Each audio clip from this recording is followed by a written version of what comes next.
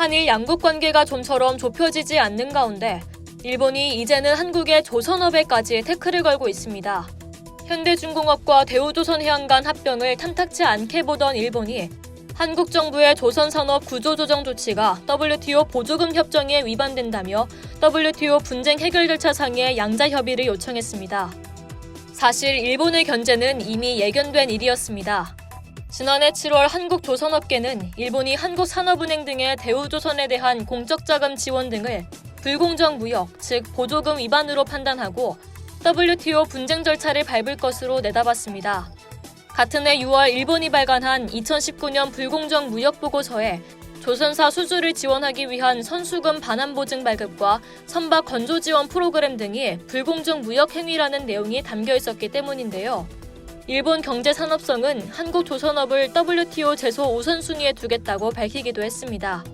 일본 업계의 기류도 부정적이었습니다.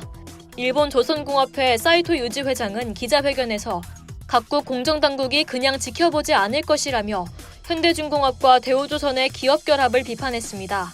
이는 현대중공업과 대우조선의 기업 결합 심사를 앞둔 한국을 방해하기 위한 일본의 억지에 불과합니다. 일본 조선사는 현대중공업과 대우조선 기업 결합에 대해 언급할 위치가 아니기 때문입니다. 기업 결합은 소비자 편익을 감소시키는 독과점을 막기 위한 제도인데요. 한국 조선사의 소비자가 아닌 경쟁사인 일본으로서는 관계가 없습니다. 조선업계 관계자는 한국 조선사가 통합을 해서 경쟁력이 높아질 것 같으니 경쟁사들이 견제를 하는 것이라며 이것이 현대중공업과 대우조선이 통합을 해야 하는 이유라고 강조했습니다. 또한 일본으로부터 받은 수주는 일부 LNG선과 해양 플랜트가 있긴 하지만 그 비중이 작고 현대중공업, 대우조선보다 삼성중공업이 더 많습니다. 이뿐만이 아닙니다. 자국의 생존을 위해 61곳이던 조선사를 26개로 줄였던 일본의 이 같은 태도는 그야말로 내로남불이 따로 없습니다. 예정돼 있던 일본의 WTO 제소가 현실화되면서 현대중공업과 대우조선의 기업 결합 심사가 지연되는 것 아니냐는 우려가 제기됐는데요.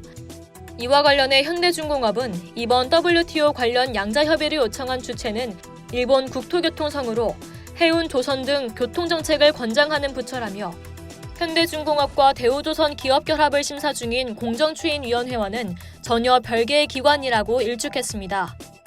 그러면서 일본 공정추인위원회는 독립된 행정위원회로서 근거법인 독점금지법에 따라 공정하게 기업 결합건을 심사하고 있다며 기업 결합 심사는 순조롭게 진행되고 있다고 덧붙였습니다. 이상 열도튜브였습니다.